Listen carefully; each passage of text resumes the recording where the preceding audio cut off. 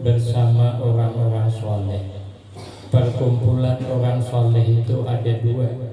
Pertama, majlisul ilmi wa zikri, majelis bicara tentang ilmu dan berzikir kepada Allah. Itu majelisnya orang soleh.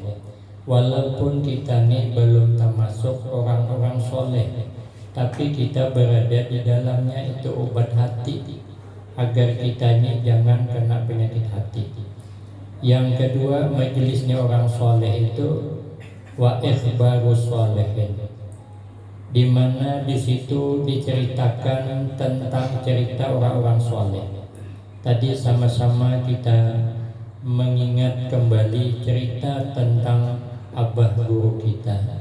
Itu namanya menceritakan, mengingatkan perjalanan orang-orang soleh.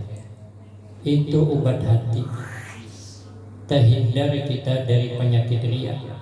Karena orang-orang soleh itu kenapa mulia? Pertama, beliau berilmu.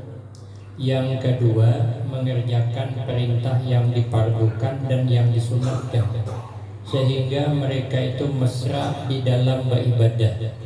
Walaupun sakit tetap beribadah, walaupun sakit tetap mengajarkan ilmu, karena sudah merasa mesra. Jadi kita tadi bisa merasa hebat. Apalagi kalau kita mengenang kebanyakan orang-orang soleh. Imam Asy'ari As-Sofati itu beramal malam selama 90 tahun, kada pernah guring berabah. Sidin kalau guring berduduk. Kita bisa guring berduduk kalau di pengajian. Kalau terliwat lawas ceramah bisa ada nangguring berduduk. Kalau di rumah, nah, betul cakap saya. Kalau di rumah ada harapan. Imam Asy'ari As-Sofati menjaga wudhu jangan batal 90 tahun kada suah guring berapa. Berarti kita ini kada ada harapan anak Sidin. Kalau Tuan Syekh Abdul Qadir Al-Jilani radhiyallahu anhu beribadah malam selama 40 tahun, wudhu isya sampai ke subuh kada batal, kita bisa juga, tapi sembahyang isya jam 4 subuh, tarik ke subuh bisa. Kalau dari awal dan harapan Sidin setiap malam begitu selama 40 tahun, maka menghatamkan Al-Quran. Wajar Sidin berkeramat. Sidin hendak mengadakan pengajian, mengumpulkan orang banyak. Hari mendung dipandang Sidin tegisir. Ulun hari itu gitu juga. Betul. Itulah pengajian. Sekalinya mendung, tobal, hijau langit, kupandang tegisir. Tapi yang tipis, yang tabal tajun. Nah, gagal jadi wali. Kayak apa kita yang hendak hebat? Macam mana? Ada sanggup kita menghatamkan Al-Quran setiap malam? Ada sanggup? Kalau Imam Malik radhiyallahu anhu setiap malam Sidin beribadah malam, semalaman suntuk, kalau teguringan sebentar aja, itu pun karena ingin bertemu Nabi. Makanya tanda-tanda ulama warasatul anbiya nang selalu bermimpi Rasulullah mesti dipandang menyejukkan hati. Sidin kadang-kadang kita masih ingat terus. Ini 17 tahun sudah kita memperingati haul beliau. Itu tanda beliau itu selalu bermimpi bertemu Nabi Sallallahu Alaihi Wasallam. Imam Malik setiap malam bermimpi bertemu Nabi. Kita macam mana nak bermimpi bertemu Nabi? Beribadah jarang. Makanya Imam Malik itu berkeramat, mimpi malam siang jadi kenyataan. Kita ada pernah, tapi bagus juga. Andai kata jadi kenyataan musibah ganal. Apa sebab tadi malam kita mimpi di kampung anjing. Lah kalau jadi kenyataan isu kemana kita buka? Untung cuma mimpi. Kadang mimpi kita ini bawa musibah. Kita mimpi melihat buaya berkunyong nyebrang sungai. Sekali esok Honda ditarik dia lihat 6 bulan nggak kada bayar, itu kan musibah namanya. Macam mana lah kita ini mimpi hendak betul, ibadahnya kurang. Jadi yang perlu kita tiru ibadah Sidin, dan kita jangan merasa hebat. ada paparakan, gak ada paparakan. Kita ini walaupun amal sedikit, tapi jangan merasa hebat, tuh kenal pahalanya dah. Walaupun banyak amalnya, tapi merasa hebat sedikit. Sehebat apapun kita, kalau merasa hebat, tak bagus orang yang gak dapat hebat, asal jangan merasa hebat. Man tawadda'a rafa'ahullah, wa man takabbara wada'ahullah. Siapa orang merendah diri, pangkat diangkat Allah. Siapa yang sombong, pangkat diturunkan Allah. Ada kisahnya. Ada kisahnya orang tandingan baulah kue. Nang satu desa baulah kue bulu kek. Dalam cerita itu hintalonya 40 biji, mantiganya sekilo. Nah, tinggal menyambat dikucak jadi bulu kek. Nang satu desa baulah kue bulu serang samut yang mendapat juara satu. Kenapa kuenya aneh? Ada lubang-lubang dalam kue. Nang satu desa baulah kue bingka. Bingka tuh baunya gini nyaman. Apalagi kalau lapar, makin nyaman lagi. Nang satu desa ada 4. Jadi kepala desa kenapa ada 4 ibu-ibu? Nah, pernah kita ulah aja. Orang masing-masing desa butuh kenalan modal, ada sanggup kita. Orang bulu kek, bulu sarang samut, bulu bingka. Nah, apa kita diulah? Ujar kepala desa. Aku ada pisang masak di rumah. Nah, pisang masak saja kita tumbuk kayak kakan tapung, kacakan santan diaduk, buat ke daun, dipahit, disumak jadi pahis. Pahis itu sebuku sekali awal campuduk. Aduh, banyak puji ibu-ibu. Ada harapan nak mana? Orang bulu kek, awak apa? Pahis, puja kepada besar. Kita ada senang kadang sabar menang kita nang penting kita ikut berteritikasi, ikut meramaikan begitu. Akhirnya hari ditentukan beulai, sudah hendak dinilai, masing-masing datang. Yang berlogik datang dengan merasa bangga, akulah yang paling hebat. Kenapa? Dasar hebat berlogik. Satu, akulah merasa hebat. Kenapa? Dasar hebat. Bulu sama samur bisa berlubang-lubang dalam kue. Nah, satu merasa hebat karena kue bingka. Dasar hebat pak. Pais belum datang. Kenapa Pais tidak datang? Karena mana ada tunjulan. Oja ino ikam aja makin mantap.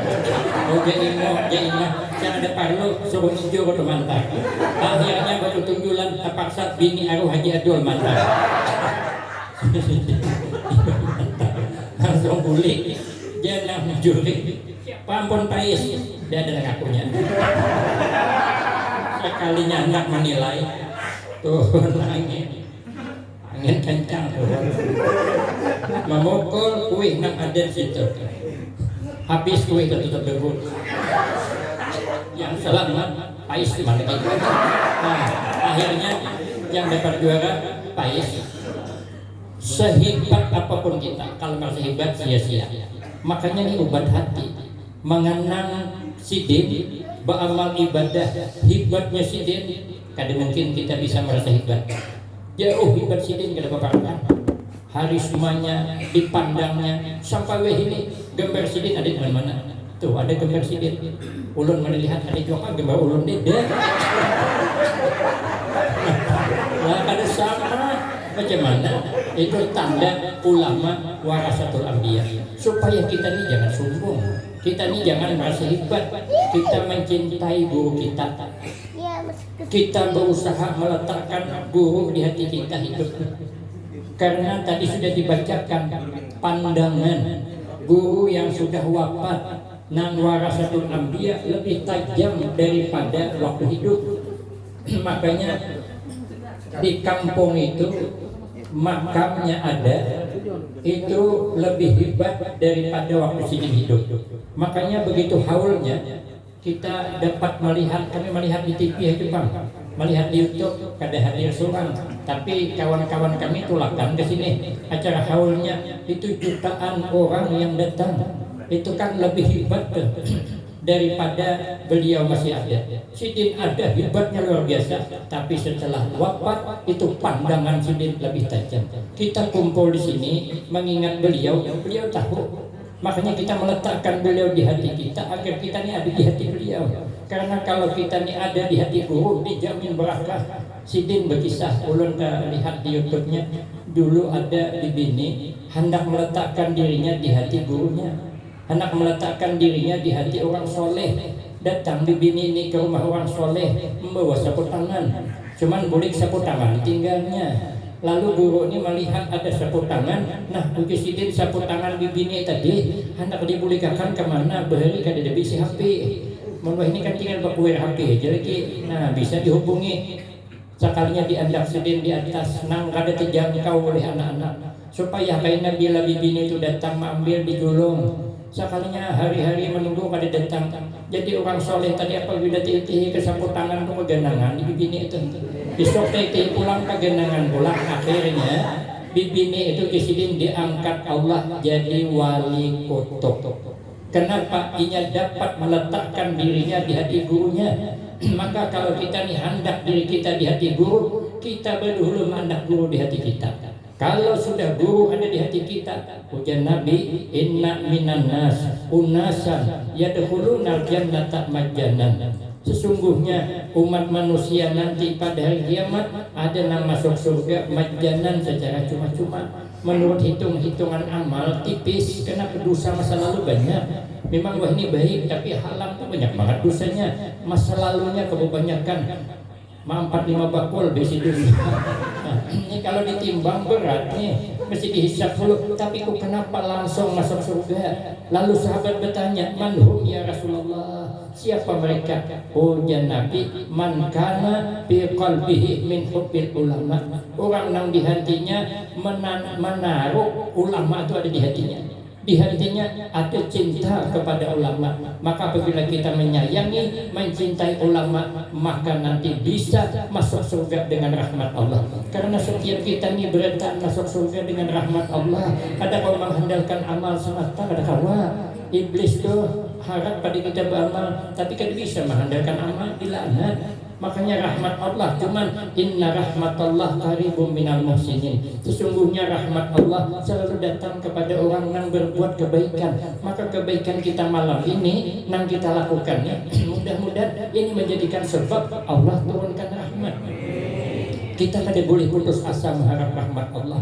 Sekalipun bagaimana masa lalu kita, jangan kalah dengan orang berkabun. Orang berkabun itu kada pernah putus asa Sidin. Tanam Sidin kelapa habis matian dimakan babi. Tahun ini tanam di naik ulang. Habis matian kena kemarau. Tahun ini tanamnya lagi. Habis matian kena banjir. Tahun ini tanamnya pulang. Akhirnya yang menanam matian.